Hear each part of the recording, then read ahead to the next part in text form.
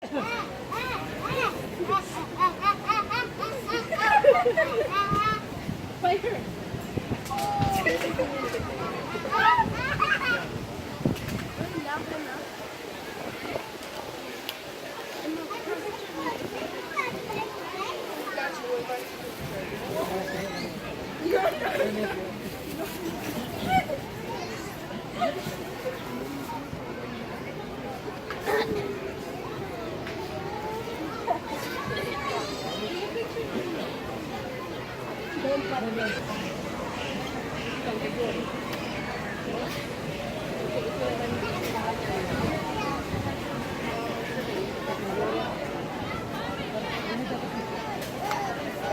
Okay, let's go home.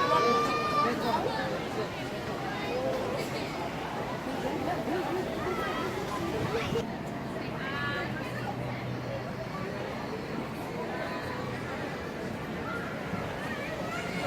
Okay, bien.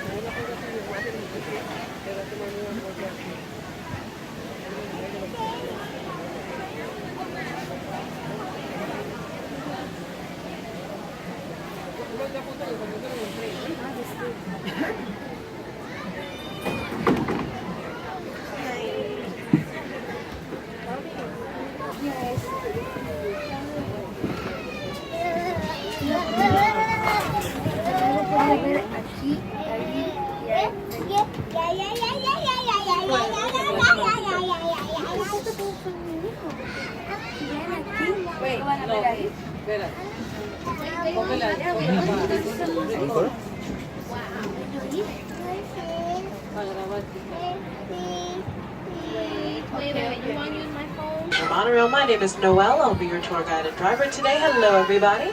Hi, guys. Now, if you look to the back of the train, you'll find Maggie. Maggie is my fellow safety expert and tour guide.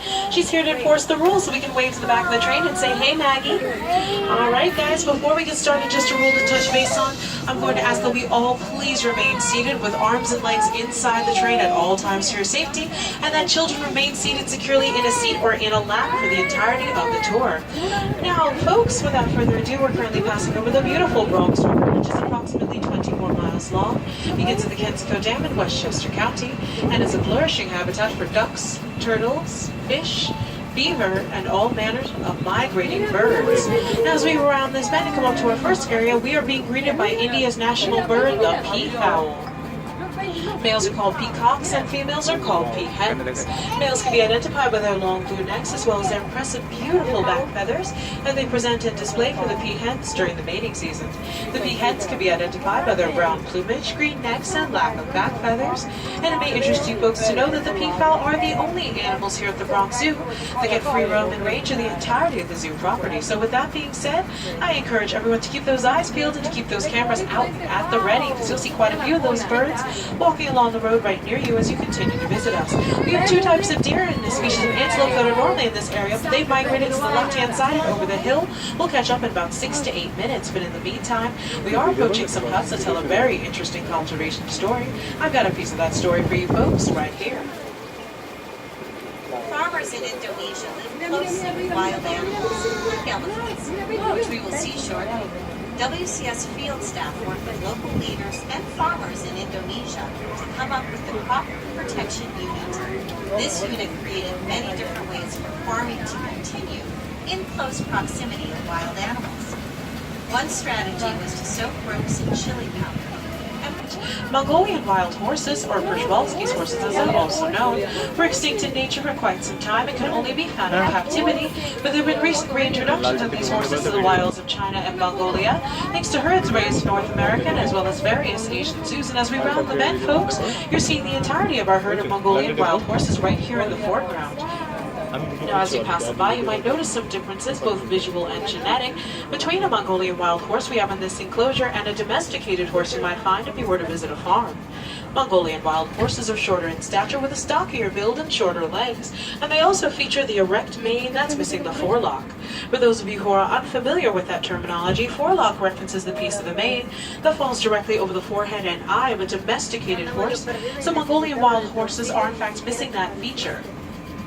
We're still in their area, but as we proceed out of the horse exhibit and onto our next, I do have a note from one of our top conservationists working tirelessly out in the field regarding the preservation of Mongolian wild horses. I'm Jonathan Slatt, and I'm the Russia and Northeast Asia coordinator for the Wildlife Conservation Society. We believe in the Central Asian steppe.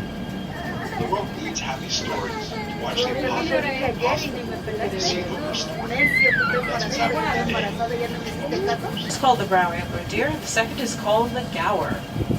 Now, folks, my suggestion to everyone would be now, once you pass that front fence line, is to look to the back fence line and follow your line of sight to the right.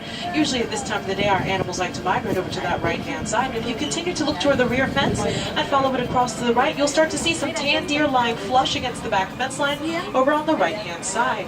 That's our herd of brown antler deer. The brown antler deer get their name from the look of the male deer's antlers that form a curvature over the forehead and resemble something of a large, bushy eyebrow. But you folks are going to have to take my word for it on that one, because it is a ladies' afternoon out, so we're not going to see any of those antlers in question. Now, they're classified as vulnerable in their native Cambodia because they consistently lose their wild space to farming, and they're then forced to subsist on agricultural crops which are not a natural staple in their diet. Dark animals you're seeing at the rear of the enclosure are the Gaur. The Gaur are the largest wild cattle in the world, weighing in at 2,000 pounds.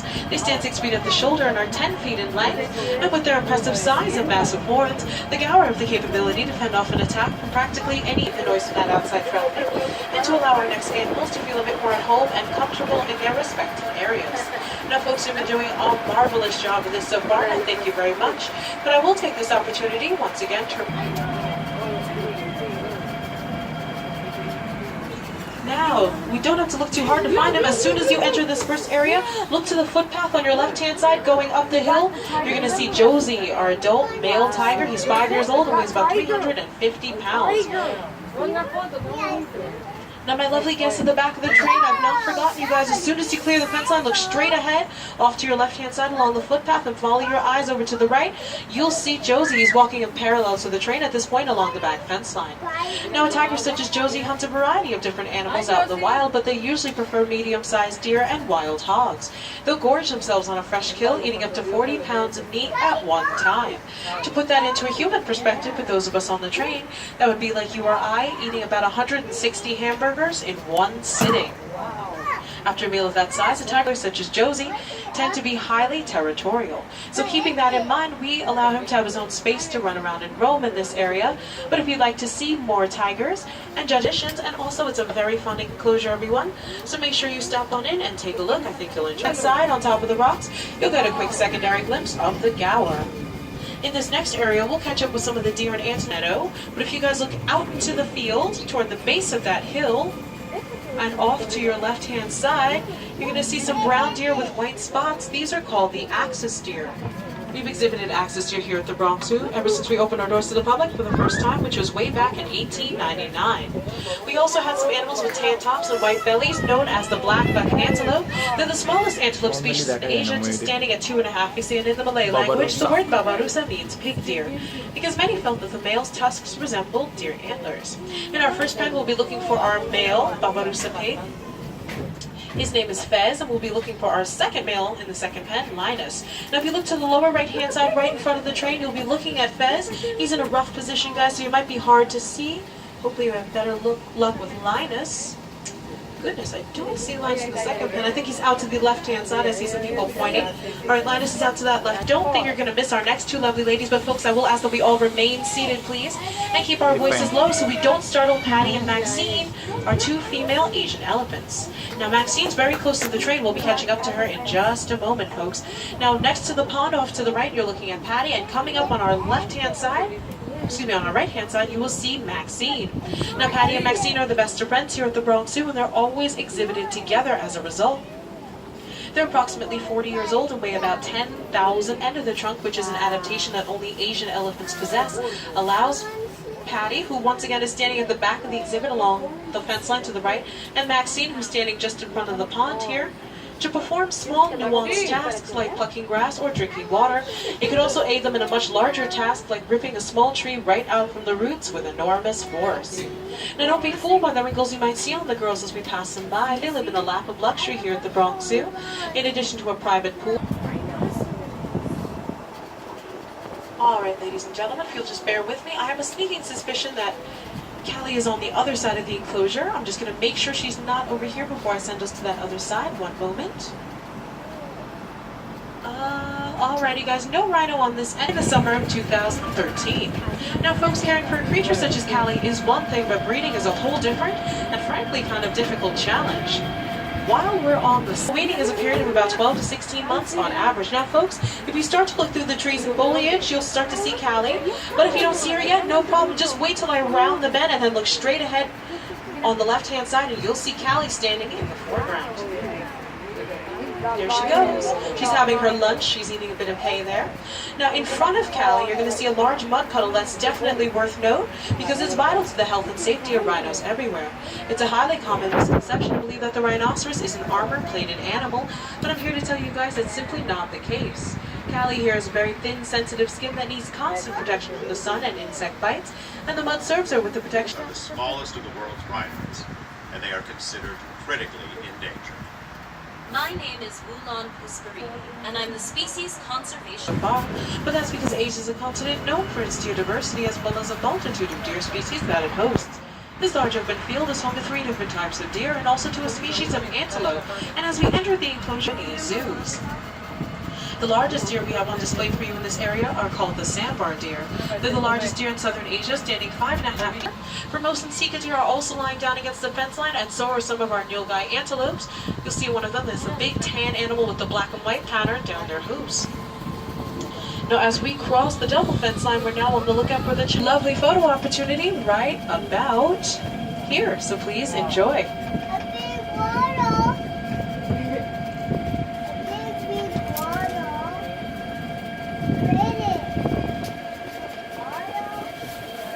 Now, this rough and rugged terrain we're approaching is perfect for our next 2 animals, both of whom are species of the wild goat. We have the Himalayan tahr, adult male markhors. Actually, that is our alpha male markhor, perched right up on top of the rocks to the right. The markhor are the national animal of the country of Pakistan and are the largest goat species in the world. In the Persian language, the word markhor means snake horn because many felt that the horns of the markhor, they grow up to 5 feet on the males and about 10 inches on the females, look as though 2 snakes are growing right out of the top of their skulls. The markhor are tremendously athletic animals with the capability of jumping up to 6 feet in the air without a running start. They've been known to climb trees in order to find fresh leaves. As we proceed to the right, we'll keep our eyes peeled for the secondary goat species, Zoo, Queen Zoo, and the New York Aquarium. The WCS has scientists out in the field at over 300 sites in over 50 countries. And just by visiting us today, folks, you're directly helping us save wildlife and wild places. So we'd like to take this time to extend a personal thank you to each and every one of you guys for taking time out of your busy weekend schedules to come and support us. You being here has made all the difference in the world, and we're so happy and grateful to have you guys as our guests. So once again, thank you guys so much for coming.